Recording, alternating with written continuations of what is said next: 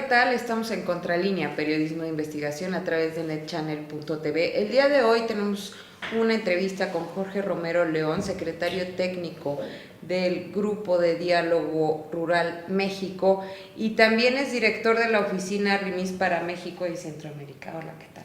Hola, buenas noches, un placer acompañarles, gracias. Pues el tema de hoy es los jóvenes en el campo, en este sector que ha sido prácticamente abandonado por las políticas públicas en el país y que actualmente tiene a más de 25 millones de personas en situación de pobreza y de pobreza extrema. Vamos a platicar a detalle sobre este tema. ¿Qué te parece? Me parece muy bien, es muy necesario. La juventud rural es un grupo de población que no es muy visible en términos generales, por eso la importancia de identificar quiénes son, cuántos son, en qué condiciones viven, que fue una de las cosas que tratamos de hacer con el diagnóstico que presentamos cuando abrimos el espacio de diálogo de política pública la semana pasada, y por otro dar cuenta de las deficiencias que hay en las estrategias para atender a los jóvenes rurales. También es importante para efectos de construir una base, una plataforma que permita integrar a los jóvenes rurales a la estructura productiva y a alternativas de desarrollo en el futuro. Vamos a hacer un corte y regresamos a platicar con Jorge Romero León.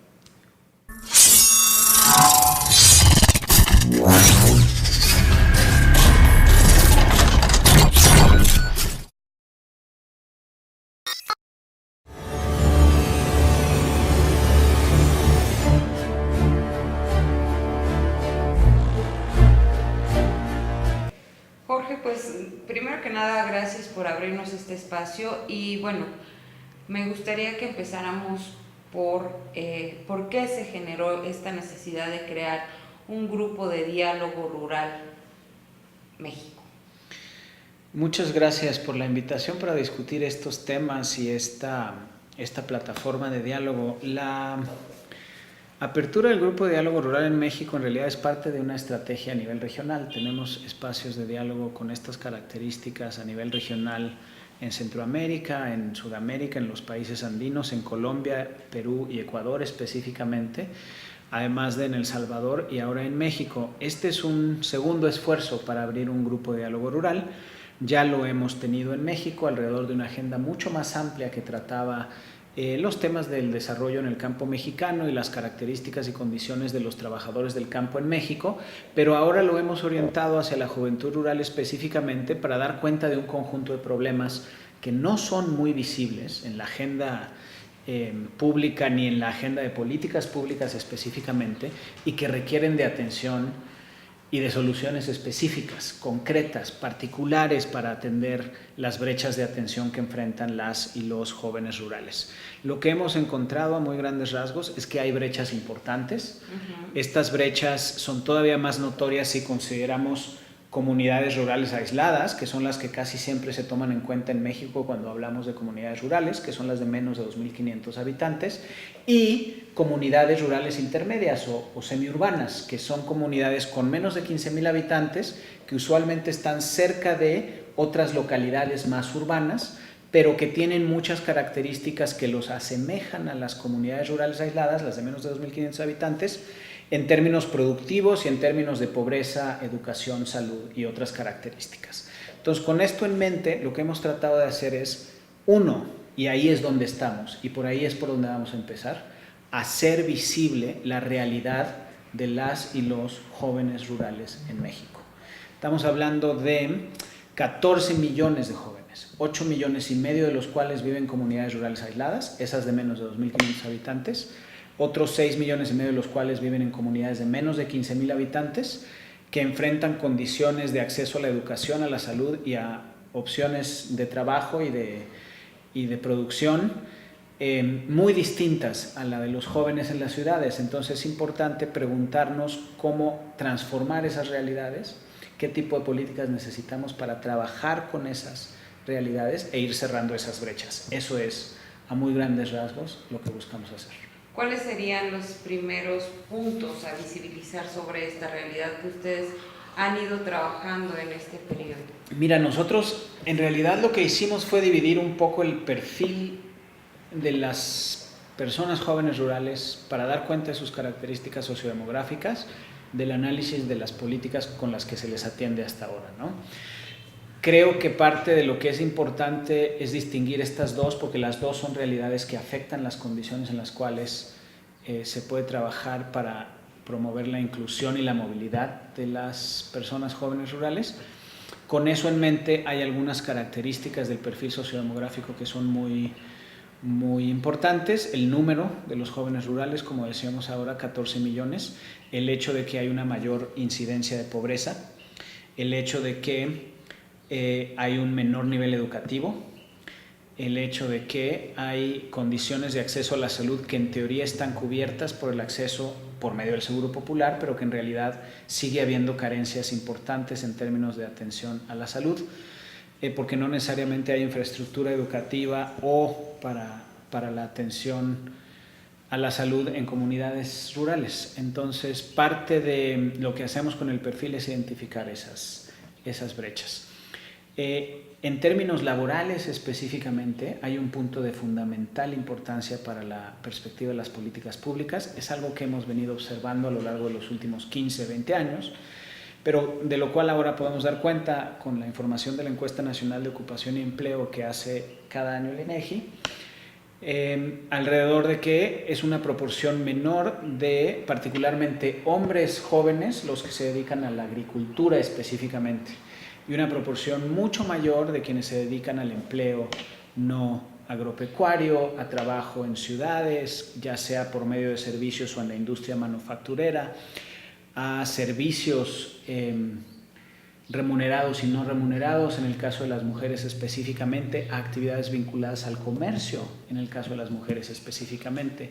Entonces, esto nos da una perspectiva cada vez más clara de la matriz de alternativas productivas y de generación de ingreso que hay en las ciudades muy pequeñas, de menos de 15,000 habitantes, y en las localidades rurales aisladas. Y no es una matriz de opciones productivas en la cual la agricultura sea tan importante. Pero además no es una matriz que dé muchas opciones a las mujeres. Y esto es algo que también tenemos que considerar desde la perspectiva de la política pública. Las mujeres enfrentan algunos problemas para poder acceder a trabajo, y por lo general cuando tienen opciones laborales siempre las tienen en un nivel salarial inferior a los hombres. Es decir, los viejos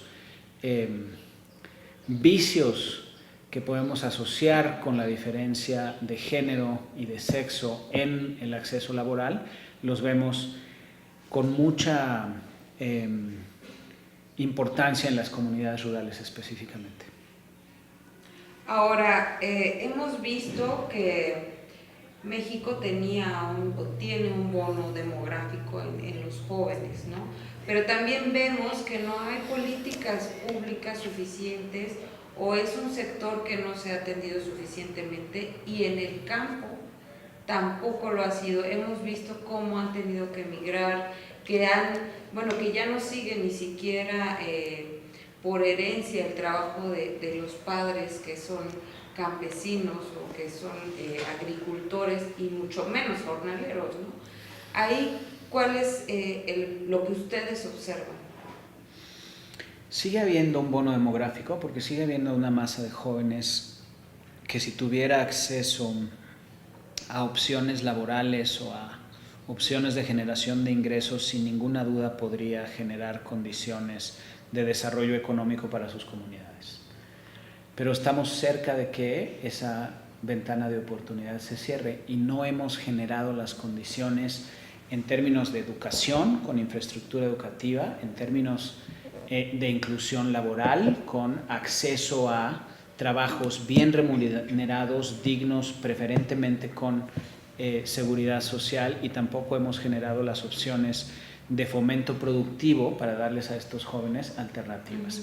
Y el resultado de eso es que es una proporción muy pequeña de jóvenes los que realmente tienen acceso a la política pública que les da incentivos para la creación de negocios, por ejemplo, o que les acerca apoyos para integrarlos a algunos trabajos en localidades intermedias. Entonces, lo que observamos es que no vamos a estar en condiciones de aprovechar este bono demográfico. Desde la perspectiva de la migración, acá analizamos un par de cifras de la encuesta intercensal en 2015 en relación con 2016 que nos refuerzan algo que ya habíamos observado en la década pasada, y es que hay menos jóvenes migrando, pero además hay menos jóvenes migrando al exterior. Entonces aproximadamente 1 de cada 10 jóvenes migra. Es mayor la proporción de quienes migran al exterior en comunidades rurales aisladas que en localidades de menos de 15,000 habitantes o en ciudades, y la migración a ciudades dentro del país ha aumentado considerablemente. Esto se explica en parte por obvias razones, producto del hecho de que las y los jóvenes van a donde hay oportunidades de desarrollo, oportunidades para la generación de ingresos, oportunidades de empleo, y en buena medida esto se da en las ciudades. Eso es lo que sabemos. Menos migración en general, menos migración al exterior en general también, con una proporción un poco mayor en comunidades rurales aisladas, mayor migración al interior del país, a las ciudades. Hay algunas ciudades específicamente que reciben a una mayor proporción de jóvenes. En el caso de México se trata de Guadalajara, de Monterrey, de Puebla, de Oaxaca, algunas ciudades en el Estado de México que ya alcanzan un nivel importante de población y que tienen una base de producción de industria manufacturera importante también. Entonces, todas son características y condiciones que esperábamos, pero esta no es una historia de migración para el progreso típica, porque los jóvenes migran por necesidad. Prácticamente huyendo de las condiciones de vida que tienen. Prácticamente huyendo de esas condiciones de vida y sin ninguna certeza en términos de las alternativas de inclusión laboral que van a enfrentar. La mayor parte de las veces no tienen acceso a trabajo formal, y donde tienen acceso a trabajo formal no es trabajo formal que les dé acceso a seguridad social. La proporción de jóvenes que tiene acceso a seguridad social sigue siendo menor en términos generales, pero especialmente para las y los jóvenes rurales. Es como un panorama muy desalentador. Es un panorama muy desalentador, pero estamos en condiciones de ampliar la perspectiva desde la cual damos cuenta de las deficiencias, damos cuenta de las brechas, damos cuenta de lo que se necesita. Por eso la importancia de un espacio como este que estamos ampliando. Tiene un par de virtudes el Grupo de Diálogo Rural, además de que tiene una agenda de investigación que hace visibles temas específicos de la juventud rural que no necesariamente son visibles sin este espacio. Convoca a funcionarios públicos, a legisladores, a organizaciones que trabajan a nivel nacional, a organizaciones que trabajan en comunidades, a organismos internacionales y expertos de distintos centros de investigación para reflexionar sobre algunos temas que, por ejemplo, tampoco quedan tan claros, que requieren mayor claridad en términos de la investigación y que van a requerir mayor claridad si vamos a darle soluciones de política pública importantes. Uno de esos temas para los cuales la base de información estadística que tenemos en México es insuficiente es el de la violencia. ¿Cómo afecta la violencia a las comunidades rurales en México? Es algo que entendemos poco. Si lo vemos solamente en términos de los homicidios, cosa que hace el diagnóstico, vemos que los homicidios son la principal causa de muerte, vemos que 3 de las 10 principales causas de muerte en comunidades rurales son por homicidio, ya sea con armas de fuego, que es la más predominante, pero también con arma punzocortante o por agresiones. Pero no podemos decir mucho más en términos de dónde está habiendo mayores afectaciones, cuáles son los problemas que esto genera para el desarrollo psicosocial de los jóvenes, cuáles son los retos de atención psicosocial que están generando estas condiciones, cuál es la prevalencia de la incidencia criminal que viven en sus comunidades. Para todo esto, esa base de información estadística que a nivel nacional nos dice muchas cosas en algunos momentos no es suficiente. Y ahí lo que ha empezado a discutir el grupo es cómo generamos información para entender esas afectaciones, para dar cuenta de las implicaciones, consecuencias, resultados muy negativos para el desarrollo en el mediano y largo plazo que están teniendo esas implicaciones. Y desde esa perspectiva, la diversidad de las organizaciones, especialistas, funcionarios que integran el grupo es una buena noticia, a pesar de que el escenario es muy pesimista en este momento. Fíjate que este punto a mí me llama mucho la atención porque yo veo que hay comunidades enteras en donde el temor prácticamente en los jóvenes que viven ahí está capturándolos, ¿no? Y eso es por el nivel de violencia que hay en estos espacios, ¿no? Estamos hablando, por ejemplo, de Uchilapa, en Guerrero, en donde los jóvenes desaparecen cuando fueron a comprar semillas, cuando se trasladaron al municipio más cercano de su poblado, cuando fueron un sábado al mercado, llegan, los levantan y vamos, ¿no? Así es, parte de lo que discutió el grupo la semana pasada giró alrededor de esto, alrededor del riesgo de dar cuenta de la violencia sin profundizar y la necesidad de construir alternativas metodológicas que nos permitan llegar a estos temas en profundidad, con evidencia. Tenemos o enfrentamos ahí un problema importante y es que la información existente en las bases de datos nunca va a ser suficiente porque no recoge información que sea representativa en ese nivel con estas características. Las encuestas de victimización que tenemos por lo general nos dan muy buenos resultados y nos dan una idea clara del tipo de problemas que enfrentamos, pero nos la dan agregada a nivel nacional. Entonces no podemos entender claramente y distinguir con representatividad estadística las diferencias que hay entre comunidades rurales y comunidades urbanas. Y lo que eso quiere decir en el corto y mediano plazo es que hay que dar cuenta de esto, pero también construyendo una perspectiva que nos permita atender las brechas de atención desde una perspectiva de derechos. Porque lo que no queremos, y eso también lo discutimos ampliamente, es reforzar el estigma. También hay un problema de violencia generada o instigada por el Estado. También hay un problema de criminalización de las y los jóvenes que se movilizan o se manifiestan. Y es bien importante entender todos los factores que generan inestabilidad y que propician la violencia en las comunidades. Y no es solamente el crimen organizado, también es la reacción desmedida del Estado y de las fuerzas del Estado y la criminalización implícita o explícita que han llevado a cabo estas fuerzas la que genera estas condiciones de violencia en comunidades que afectan a los jóvenes, a las y los jóvenes. Por eso la importancia del reto, por eso la importancia de atajar el tema de violencia con cuidado, con soluciones metodológicas ampliamente discutidas y que nos permitan ir identificando la realidad sin tener que negarla, pero con las precauciones que nos permitan construir alternativas, no reforzando el estigma que no tendría que profundizar muy ampliamente, pero que desafortunadamente existe en México. Y es que yo siento que el tema de la violencia es la arista más,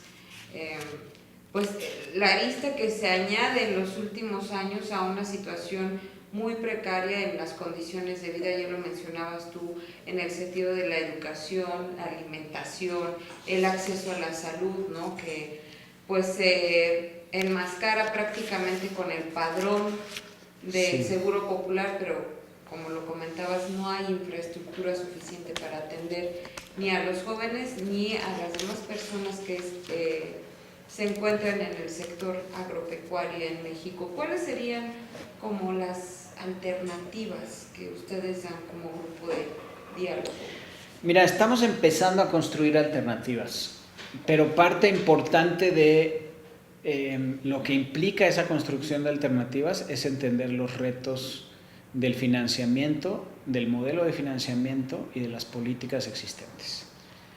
Claramente no es suficiente la inversión en infraestructura educativa y de salud, porque venimos arrastrando un problema de décadas que, a pesar de que existen condiciones de acceso facilitadas por el Seguro Popular, siguen previniendo que una buena parte de los jóvenes, incluso quienes tienen Seguro Popular, particularmente en comunidades rurales aisladas y rurales intermedias, puedan acceder realmente a una clínica, por obvias razones, porque una cosa es que te puedas registrar en el Seguro y tengas necesidad, puedas acceder a la clínica, ya no digamos para la atención de mediano y largo plazo que todas y todos los jóvenes deberían de tener, sino para una emergencia. Lo mismo con la educación. Existen condiciones que han impedido que se desarrolle la infraestructura educativa necesaria para que haya más de 8.1 grados de educación promedio, o sea, ni siquiera para terminar secundaria en las comunidades rurales aisladas. Vamos a necesitar discutir ampliamente cómo reorientar el gasto público para destinar mayores recursos a la infraestructura educativa y de salud.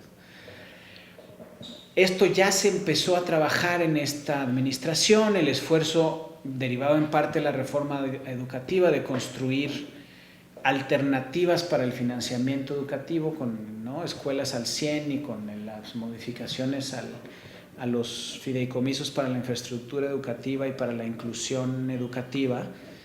Hemos visto que a pesar de que se han hecho esfuerzos con estas características han sido insuficientes. Vemos, y el documento reporta con base en la información presupuestaria de los últimos años, vemos que a pesar de todo sigue habiendo un subejercicio importante en el ejercicio de los recursos para infraestructura educativa. Además, cuando hay recortes, que esto no es técnicamente un subejercicio, sino una adecuación a la baja en términos de las expectativas de ingreso, se afecta siempre a la educación y a la salud y el desarrollo social y el fomento productivo en detrimento de las y los jóvenes, cuando no necesariamente existen condiciones para ello. Es decir, se cree que va a haber una reducción en los ingresos, se hacen los ajustes, se reducen los presupuestos, pero al final del año no hay la reducción de ingreso que se había supuesto. Entonces, sí hay un problema con la asignación para el gasto en desarrollo social en el ciclo presupuestario. Esto es algo que también está ampliamente estudiado.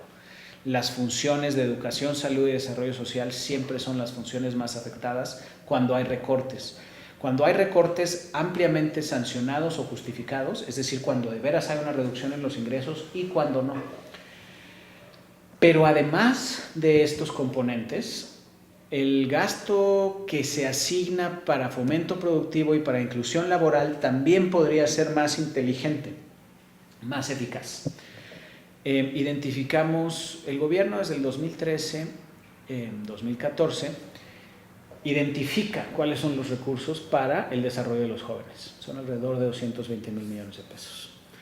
De esos recursos para el desarrollo de los jóvenes, un componente muy pequeño, menos del 1%, alrededor de 500 millones de pesos hasta el año pasado, alrededor de 850 a partir de este año, se destina al fomento productivo.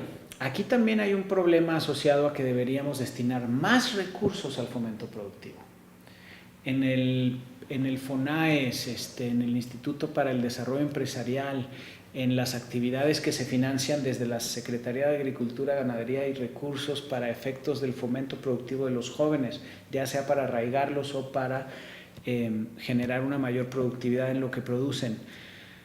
Son recursos bienvenidos en una estrategia necesaria, el fomento productivo, que podrían ser mayores o mucho mayores, porque se trata de menos del 1% de montos de por sí pequeños, pero además se tienen que generar mejores instrumentos de información de la política pública.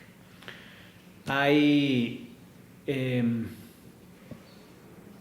recursos que se asignan a una población objetivo abierta, a todos los jóvenes que lleguen a pedirlo, sin establecer claramente cuál es la población objetivo, como ocurría hace solamente un par de años. SEDATU tenía un proyecto para el desarrollo de jóvenes emprendedores que viene desde el 2004 cuando se creó, que generó suficiente información para dar cuenta de quiénes estaba hablando cuando hablaba de estos jóvenes rurales a los cuales buscaba otorgar recursos para ayudarles a emprender y para ayudarles a desarrollar arraigo. Se trataba de alrededor de 220,000 jóvenes, pero desde que este programa se fusionó, producto del esfuerzo para reformar el presupuesto hace un par de años, perdimos esa información y ahora ya no tenemos una población objetivo claramente definida.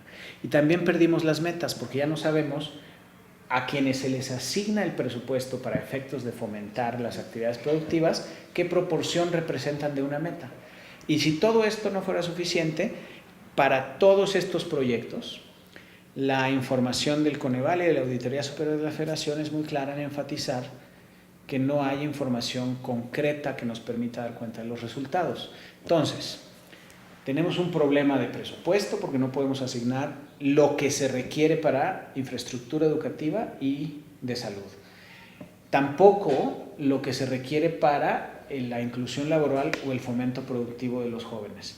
Pero además, donde sí tenemos, aunque sea una proporción chiquita, aunque sea estos 840 millones de pesos, que en teoría se van a asignar este año, se van a ejercer este año, no tenemos información para saber si esos 840 millones de pesos van a dar resultados. Eso es problemático. De eso se trata, de discutir cómo generamos condiciones para tener más información de la población objetivo, para poder trabajar más eficazmente identificando metas, para poder trabajar más eficazmente construyendo una capacidad sobre la base de esa información de resultados, que en teoría son todas cosas a las que la administración y distintas administraciones, porque aquí se trata de combinar recursos de diversos estados y de diversos partidos en los gobiernos estatales,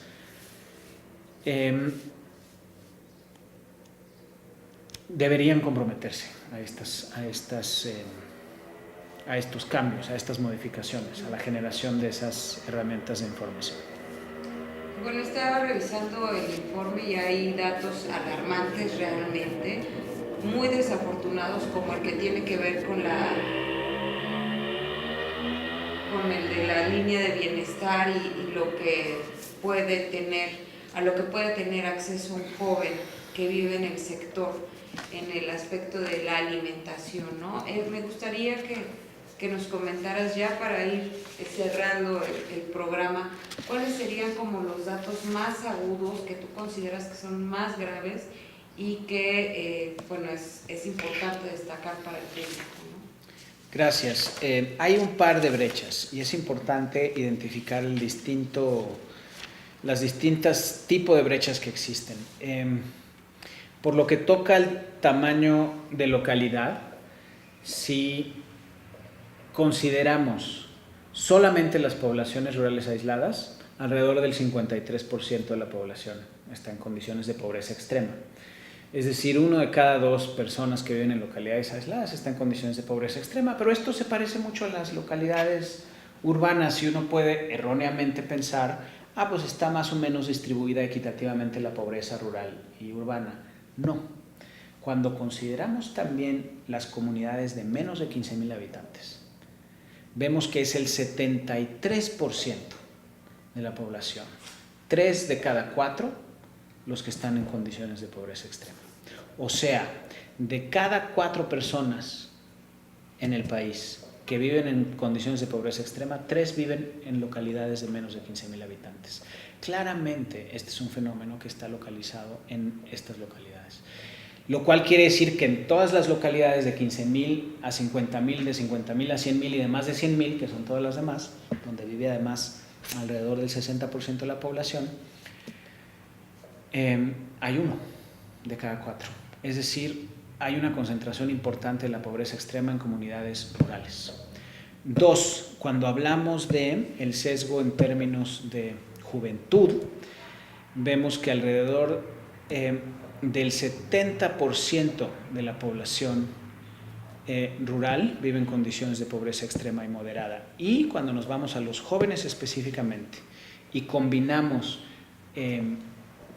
o analizamos la intersección de 2 dimensiones, juventud por edad y pertenencia a una población indígena o a una población originaria, vemos que casi el 30% de quienes hablan una lengua indígena está en condiciones de pobreza extrema. Solamente de los jóvenes, Aquí estamos hablando solamente de los jóvenes. De quienes no están en pobreza ni tienen carencias, el 98.1% no hablan una lengua indígena, lo cual quiere decir que es prácticamente un fenómeno que experimentan las poblaciones en función de su pertenencia a grupos minoritarios o indígenas, ¿no? 9.5% de los jóvenes en pobreza hablan una lengua indígena. De esos, 2,5 millones de jóvenes están en pobreza extrema. 21.8% del total de los jóvenes en pobreza extrema son indígenas. Aquí claramente se expresa esta desigualdad con estas características. Cuando lo analizamos en términos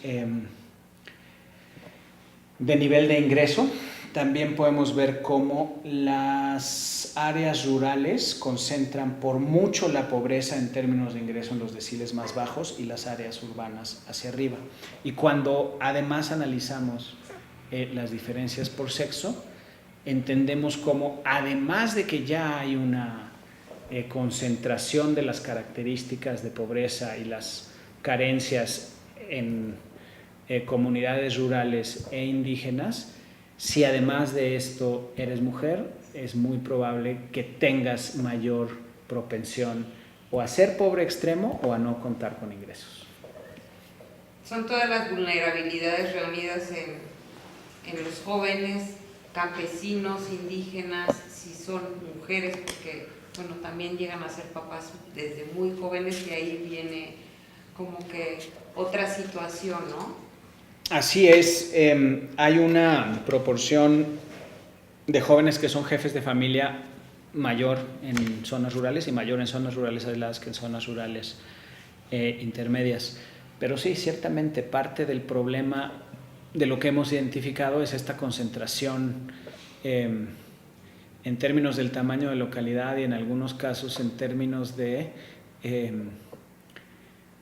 espacios geográficos donde sabemos que existen comunidades indígenas, donde sabemos que las opciones o alternativas de ingreso son limitadas, donde sabemos que no hay prácticamente movilidad laboral.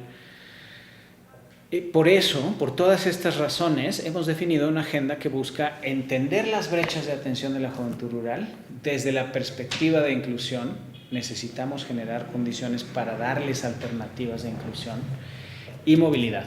Necesitamos entender mejor, más profundamente cuándo, cómo, por qué la movilidad es una alternativa y en qué condiciones se puede habilitar una movilidad que dé resultados para efectos de inclusión, es decir, que le dé a los jóvenes las alternativas de ingreso y desarrollo que ahora no tienen. ¿Hay algún proyecto para el próximo año? Este en realidad es un grupo que se crea con la perspectiva de trabajar en los próximos 2 años. Entonces vamos a estar integrando herramientas metodológicas para el análisis de la violencia, herramientas metodológicas para entender más claramente cuáles son los efectos de la violencia en mujeres específicamente, que es uno de los temas que nos interesa mucho, viendo las diferencias por sexo que hay en términos de ingreso y empleo. Y vamos a analizar algunos temas de información específicamente que nos permitan avanzar la transparencia de las políticas públicas y de las fuentes de información que tenemos para contar con más y mejor información en un corto tiempo, ¿no? Hace un par de años la SEDATU ya había integrado una base de beneficiarios, entonces teníamos una base de beneficiarios, de jóvenes rurales beneficiarios del subsidio.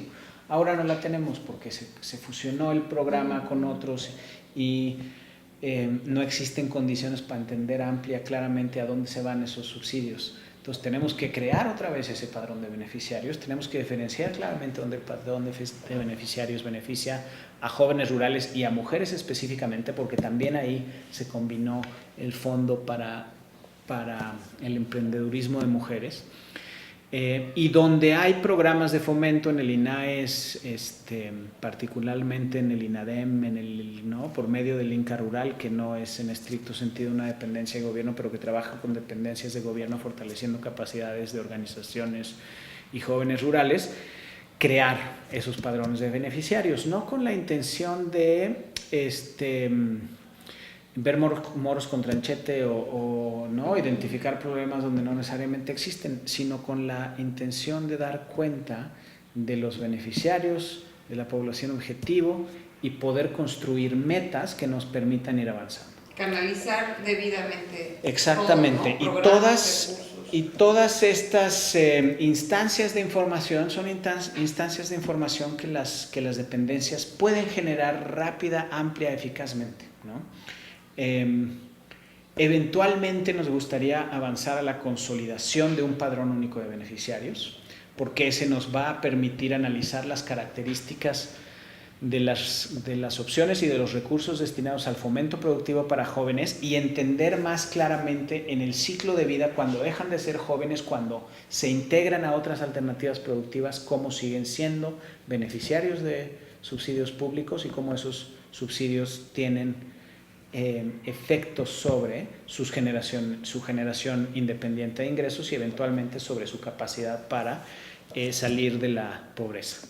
Sacar a este sector tan importante para el país, porque bueno, es finalmente el sector que produce los alimentos para todos y hay que cuidar Así a los es, jóvenes, ¿no? aunque ahora vamos viendo que es un sector que produce alimentos y atiende casas y provee de servicios y vende productos e integra cadenas de valor en las ciudades pequeñas con las ciudades intermedias y nos sirve de mano de obra para la manufactura.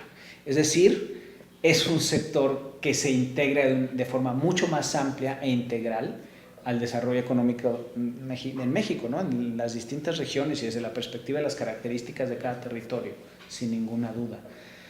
También nos interesa entender esas diferencias, pero en términos generales es un sector de la población que ya hace mucho, a pesar de lo cual sigue teniendo brechas importantes, y es importante, muy importante, empezar a integrarlos, empezar a darles opciones. Pues te agradezco mucho por ahí va el esfuerzo. Que nos hayas otorgado este tiempo. No sé si consideres importante resaltar algún punto que yo no te haya preguntado. Hay un par de puntos importantes para los cuales aprovechamos esta plataforma. Parte central del esfuerzo del GDR ha sido abrir el diálogo porque creemos que la mejor política pública se hace dialogando. Desde esa perspectiva invitamos a un grupo amplio de organizaciones y jóvenes rurales, no solamente organizaciones de jóvenes rurales, sino también jóvenes que se quisieran integrar al espacio. Contamos ya con 5, 6, 7 organizaciones en distintos estados que trabajan con jóvenes rurales y con jóvenes que nos acompañaron en el diálogo la semana pasada, pero es importante que sepan que el espacio es abierto. Si esto es algo que les suena o les parece interesante, sobre lo cual quieren aportar o construir, por favor búsquenos. La información amplia la encontrarán en la página www.remisp.org y nos pueden escribir siempre a mexico@remisp.org, donde les daremos información detallada del esfuerzo, de las actividades, de la agenda de investigación, de los resultados de la investigación y de los siguientes espacios de diálogo para que puedan sumarse si quieren sumarse. El espacio es abierto, la construcción es colectiva y colaborativa. Esperamos sumar al mayor número posible de organizaciones expertas, expertos, investigadores y personas en este esfuerzo en los próximos años. Entonces, búsquenos.